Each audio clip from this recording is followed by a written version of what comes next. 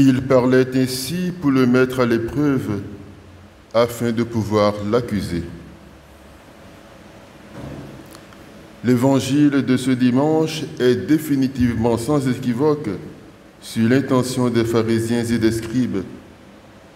Ils sont arrivés au temple ce matin-là, avec la volonté arrêtée de trouver un grief contre Jésus. Ils sont décidés à en finir avec lui une fois pour toutes. Chers frères et sœurs, que les pharisiens et les scribes soient des hypocrites, Jésus n'a cessé de les dénoncer, comme nous pouvons l'observer tout le long des évangiles. Malheureux êtes-vous, scribes et pharisiens, hypocrites, parce que vous ressemblez à des sépulcres blanchis à la chaux. À l'extérieur, ils ont une belle apparence, mais l'intérieur est rempli d'ossements et de toutes sortes de choses impures. Matthieu 23, verset 27. Quand ces derniers s'approchent donc de lui avec une fausse déférence et feignent de lui reconnaître une certaine autorité morale, Jésus ne se fait aucune illusion. Il sait bien que ces hypocrites sont là pour récidiver, ils sont là pour le piéger, afin de pouvoir le juger durement par la suite. Au fait, ces scribes et pharisiens sont contre la renommée de Jésus et ils cherchent comment le discréditer, comment l'écarter. Alors le péché commis par cette femme se présente à eux comme une véritable aubaine. Ils veulent en profiter pour piéger Jésus et arriver ainsi à leur objectif. Encore faut-il rappeler que la loi juive prévoyait la condamnation des deux coupables d'adultère, l'homme et la femme. Mais visiblement, ces scribes et pharisiens n'amènent à Jésus que la femme pour lui demander de se prononcer sur son cas. Doit-on la lapider, oui ou non? Pour confondre Jésus, on est prêt à tuer cette malheureuse sans même lui donner la parole, sans même lui donner une occasion de se défendre, comme c'est encore le cas aujourd'hui, le cas de ces nombreuses victimes collatérales des machinations humaines intentées pour nuire au prochain. Sans donc aucune considération pour la vie de la femme, les accusateurs de Jésus le mettent devant un dilemme difficile à résoudre. Va-t-il désapprouver la lapidation de la femme et se montrer par là même en contradiction avec Moïse? Va-t-il accepter que la femme soit mise à mort et être en contradiction avec le Dieu de la vie qu'il prêche et ainsi se révéler lui-même comme un faux prophète? Jésus, on connaît son indulgence envers les publicains suspects de malhonnêteté et de malversation, les pécheresses et les femmes de mauvaise vie, tous ceux qui vivent en marge de la loi de Moïse. Pour le confondre, plusieurs fois déjà, ses accusateurs lui ont tendu des pièges dont il est sorti en se moquant. Mais cette fois, il ne pourra plus se moquer. Le coup est bien monté, s'imagine-t-il. En effet, il ne s'agira plus de questions théoriques et de cas bien imaginés, comme l'histoire de l'impôt dû à César ou la fable du remariage de la veuve des 7 frères, mais d'une affaire vraie, avec des protagonistes vivants et présents. Et il faudra bien qu'ils prennent le parti de la loi. Il faudra bien ou qu'ils prennent le parti de la loi avec toute la rigueur, si contraire à son attitude habituelle, ou qu'ils s'en déclarent indépendants, donc qu'ils fassent figure d'infidèles et d'hérétiques. Comme nous pouvons l'observer, Jésus ne se laisse pas prendre à leur piège. Il ne déroge pas non plus à son propre enseignement.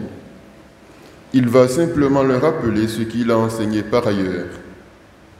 Avant de prétendre ôter la paille qui est dans l'œil de ton prochain, commence par enlever la poutre qui est dans ton œil. Ainsi, au lieu donc de répondre à la question des scribes et pharisiens, Jésus les renvoie plutôt à leur propre conscience. Celui d'entre vous qui est sans péché, qui soit le premier à lui jeter la pierre. Cette réponse de Jésus eut pour effet de rendre ses interlocuteurs conscients de leur propre péché. Et ceux-ci se dispersèrent, laissant la femme seule avec Jésus. Jésus dévoile ainsi l'hypocrisie des Juifs et la nôtre aussi, lorsque nous nous évertuons à critiquer, à juger et à condamner les autres. Commentant cette réponse de Jésus, saint Augustin écrit ceci. « Admirable réponse, pleine de justice, de mansuétude et de vérité, vraie réponse de sagesse. Vous venez de l'entendre, que la loi qui prescrit de lapider l'adultère soit exécutée. Mais de quel droit de tels pécheurs peuvent-ils exécuter la loi et châtier cette femme? Que chacun se regarde, entre en lui-même et se place face au jury de son cœur et de sa conscience. Il sera alors tenu d'avouer son péché. » Saint Augustin, commentaire de l'Évangile de Jean. Mes chers amis, avouons que bien souvent nous nous comportons comme ces pharisiens et scribes. Nous condamnons les gens en pensant que nous sommes meilleurs qu'eux. Parfois, nous pensons même que certaines personnes ne méritent pas la miséricorde de Dieu parce que leurs péchés sont trop nombreux, trop grands, trop graves pour être pardonnés. Nous estimons que ces personnes ne méritent pas d'être considérées comme des enfants de Dieu, au moment même où nous nous considérons comme des enfants spéciaux de Dieu. Aujourd'hui, ce n'est pas devant un test de loi que chacun est invité à juger et à évaluer sa vie, mais devant un Dieu qui est un Père compatissant, un Père dont la compassion pour nous, qui sommes tous pécheurs, est vitale. Et si j'ai besoin de la compassion de mon Père, comment refuser ma compassion à ceux qui, quelle que soit leur faute, sont en définitive des frères et des sœurs, tous semblables à moi? Frères et sœurs, l'Évangile du jour contient un message pour chacun de nous. Là où une personne est lapidée, où on lance des pierres meurtrières, où l'on noircit sa réputation par des mensonges et des insinuations malveillantes, des médisances et des calomnies, Jésus m'invite à me retirer. Jésus m'invite à ne pas faire partie de la meute qui hurle, mais à être plutôt ce frère, cette sœur qui compatit, qui aime, qui soulage. Moi non plus, je ne te condamne pas. Va et désormais ne pêche plus. Chers frères et sœurs, Dieu qui n'aime pas le péché et souffre, est cependant patient et compatissant. Il ne veut pas la mort du pécheur, mais qu'il se convertisse et qu'il vive. Aussi a-t-il institué le sacrement de réconciliation, afin que personne ne se perde, mais que tous puissent y trouver le pardon de leurs fautes, aussi grave fût cette faute.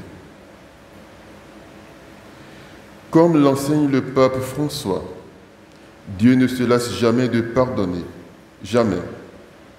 Le problème vient de ce que nous lassons de demander pardon. Ne nous fatiguons donc jamais, ne nous lassons pas. Il est un Père aimant, un Père qui pardonne toujours, un Père dont le cœur est miséricordieux envers nous tous. Ne manquons donc aucune occasion pour recourir à son pardon divin.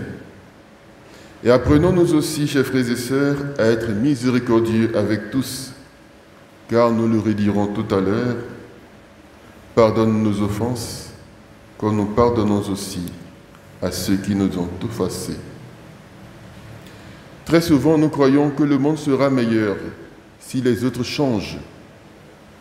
Aujourd'hui, le Christ nous dit que le monde sera meilleur si nous commençons par changer nous-mêmes.